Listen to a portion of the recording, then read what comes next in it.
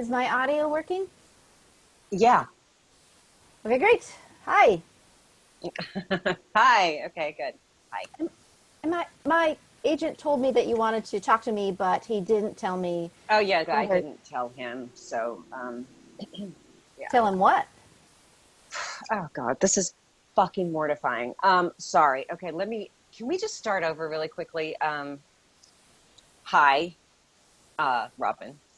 I'm Lindsay. Grunman, the showrunner on Served Cold. I know my title and the name of my show. Sorry again. That is a defense mechanism. It's something I do because when somebody calls out everything that I've achieved, I get super weirded out because apparently I am capable of taking a compliment. So That wasn't a compliment. oh, well, okay. Can we start over? Yeah, no, we really, really should. Okay. The reason it's awkward is if there's a thing. Is that thing? Yeah, there's a thing. Tell me a thing. Okay, I saw singing in the wrong direction. In North Hollywood. Well, on YouTube. Oh, I'm sorry, the sound quality. I thought you were so good. Oh gosh, thank you. You Yeah, do know that I did not write that show. Yes? I do know that, and that's actually why I'm not really in some sort of desperate need to talk to you. Okay. Okay, so the guy that wrote your show, Weird dude. my brother said he's an asshole. I did not find him to be an asshole. I found him to be a weirdly intense, artsy dude who vacillates between pomposity and self-loathing. And that doesn't just scream asshole. No. Huh. Okay, and he's not a bipolar heroin addict. No. He's a self-involved creative. Are you doing some kind of background check? I hate this. Oh God, I'm just so bad at it. You are so bad at it that I don't know what it is. Okay, I'm just going to call the guy from the show and I'm going to license this song.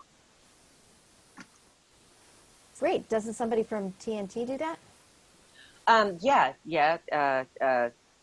Business affairs would do that. Okay, great. So Yeah. then why are we talking to me? Okay.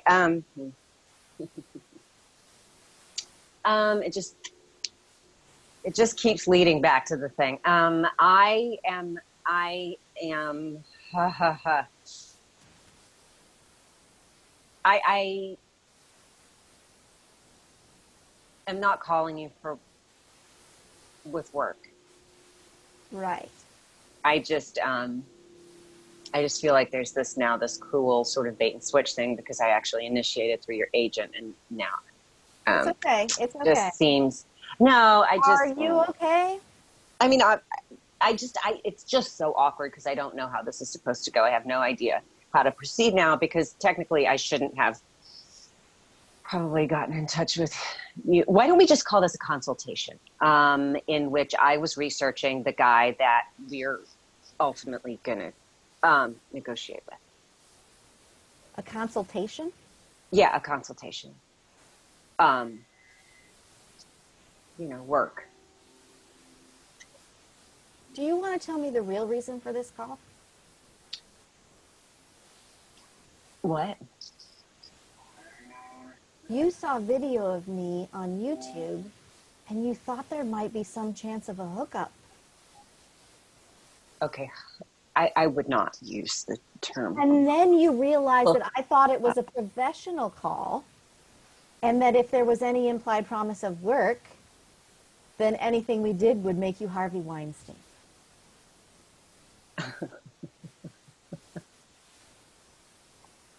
Who are you? Hello. I'm Robyn Heller. I am an actor and a teaching artist and a yoga instructor. I am a fan of your show. And now that I have met you, a romantically interested business acquaintance. Okay. I mean, it's just like you're starting to freak me out a little bit. Yeah, I'm trying to start one of these outright, honestly and transparently. One of what? A relationship. Oh, okay. I, huh.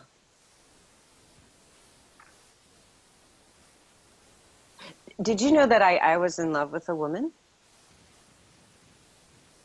Great story. She died. I'm sorry. You didn't kill her. But I did just, I mean, that was a really good story at the end, right? That's so awkward. Oh God. Okay. And what's been going on since then? The show, and before that, just, a lot of being busy. Uh-huh. And so I, not super clear on how this is all done. Sure. I do not want to be Harvey Weinstein. Ho, nobody wants to be Harvey Weinstein. Not even Harvey Weinstein anymore. Right? Did you see him when he had the cone on his head? I couldn't figure out if that was required or if somebody just did that to fuck with him. I mean, how do you not just reach around and I don't know.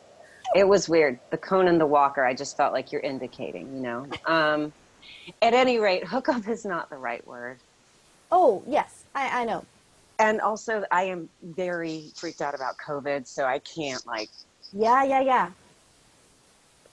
So my brother calls this a talent crush. That's the best kind. Yeah, you think? Better than a fetish crush.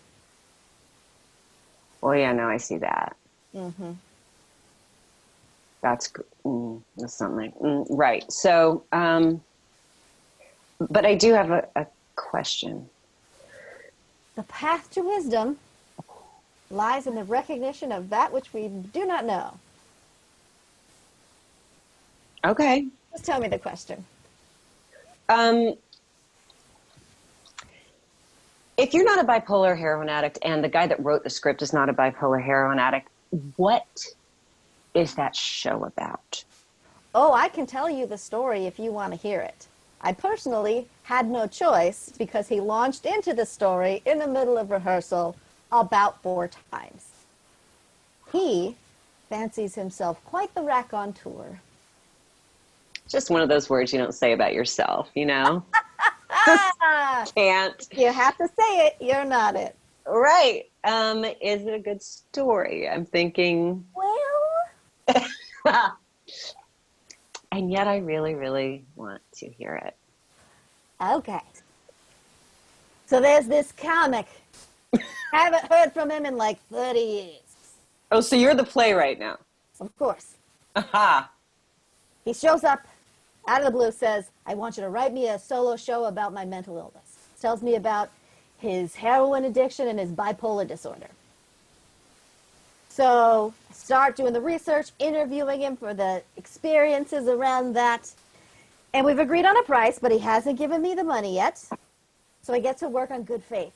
And now I got a good script. It is beautiful. It is solid. It is researched. It's got humor, heartbreak, addiction, recovery, mental illness. And then this guy spirals when I ask him for the money he's supposed to give me. He claims he thought upfront meant when he gets a production together. And he also thought that advance against royalties meant flat fee. Then he sends me a threatening letter littered with flawed legalese claiming life rights and says if I ever do anything with this story, he will sue me for everything I have. And I think, if you paid me, everything I have would be that money plus a really bad headache. So I took out his comedy, stuck in my songs, got rid of his specifics, created some own, made a play, learned a lesson. If somebody comes to you asking for a show about their mental illness, you don't get to be mad when they turn out to be crazy. So, wait. This guy wrote and produced a whole play just despite his crazy old comedy friend. I guess. Well, I did work with him again on an indie film about a year later that he pitched as a conceptual art project masquerading as a postmodern romantic comedy. Oh, that's not a pitch. That's an article my father would try to get published in the New York Times. I can tell you it was not a good movie. Really? I am so glad Business Affairs is going to have to deal with this man. Whew. Also, I am obviously not an impressionist. And yet I am impressed. You don't even know what it's supposed to sound like. Damn it. I really wish there was something coming up for you to read for. Oh, gosh. Now it's where it becomes inappropriate. What? I would love to work on your show. And you have the power to make that happen. That's the subtext, right? Okay. Even if I were reading for a role, that would still be the subtext. We'd have some small talk about, nice to meet you. Your brother hit on me at a show 3 years ago. Isn't that funny? Why don't we look at the script? But sometimes I'm actually interested in the small talk. Oh, sure. Because you're talking to a bunch of people, reading for a role with nothing at stake except for the quality of one performance in your successful series. And you get to filter out the other subtext of hope or desperation or narcissistic charm or... Yeah, no, I hear you. That's yet another example of my privilege that we've just discovered. Yay. Yay. Here's the thing. We are in different territory now. Now we have entered a relationship building thing. And while that kind of dynamic can be fun in a power exchange sort of way, if you dangle the promise of work in lieu of the real scene that you want to commit to, then I am out. Oh, yeah, no, I hadn't even thought about it like that. Not even a little bit. Okay, but yes, but not like consciously. I am... Okay. Okay. My social life and my love life and my sex life are important to me. I think about them. I think about the decisions that I'm making and who I'm going to be making those decisions with. This is our first conversation ever. Yep. Trying to start one of these things right. And you have to do this radical transparency. I mean, you are like a face peel that goes down to the bone. I am trying to find my way to the life I want under the crushing urgency of mortality. Oh, shit. I mean, of course. Oh, what? Are you sick? Are you dying or something? Oh, no. No. Sorry. I mean that we are all dying. That's what I'm saying. Oh, good. Pandemic, fires, hurricanes, the sharp, sudden awareness that all that time they were teaching us in school about the progressive march towards racial equality, we were actually benefiting from these. Yeah, that one makes me crazy. Yes, the racist structures that give us immediate advantage. Right. Yeah. We're all dying. And nobody, not one of us, will get to see how it all turns out. Wait 1 second. Can I use that? For what? I don't know yet. Of course. What I am saying is that we're all dying, and right now, while we're all forced inside, I've been using the time to do some solid thinking about what I want in life and how I want it to look. And honesty with the people close to me is a big part of that. Right, but you get that we're not close. Yet. Okay. You contacted me, and you didn't contact me about work. So, either you are reaching out with real romantic interest, or you are reaching out with some half-assed fantasy and no real interest beyond a kind of cam girl experience. Okay, no. That, okay.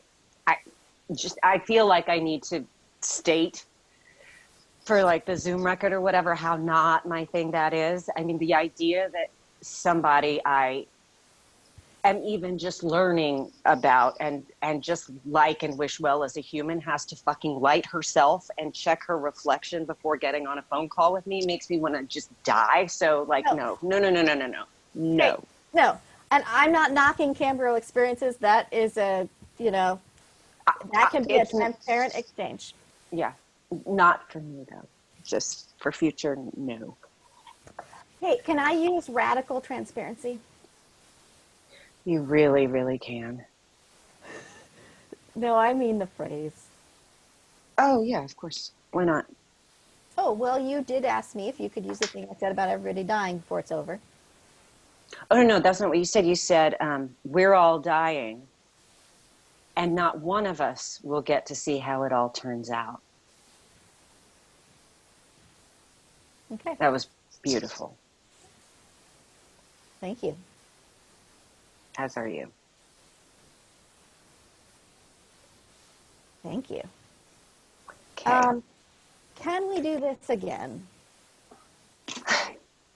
What is this? That's what I'm saying. Let us do this without any confusion about whether this is about work or what. No implied promises, just no subtext at all. well, there always will be subtexts. Right. So you are serious about this. I am if you are. God, that transparency thing you do is like very just really warm. It's intimidating. You know what? That is something that I am doing, and by no means something that I would be demanding of you. I think that it's hysterical that you think that you can demand it of me. I'm not put off by it. It's actually really oddly sort of sexy. So it feels like it makes you powerful. You feel powerful. Oh, well, that's really nice, because you know how it feels over here is incredibly vulnerable. No, I see that. I think that you are thinking about structuring the life that you want the way that my brother thinks about structuring a joke. Ah, the brother. Yeah. You know, he really does not listen. No, but he has good taste. Ah, sure. There you go. You're welcome. Okay, so you want to do a continuation do-over Yes. redux sequel? What do your next couple of days look like? What are you doing tonight?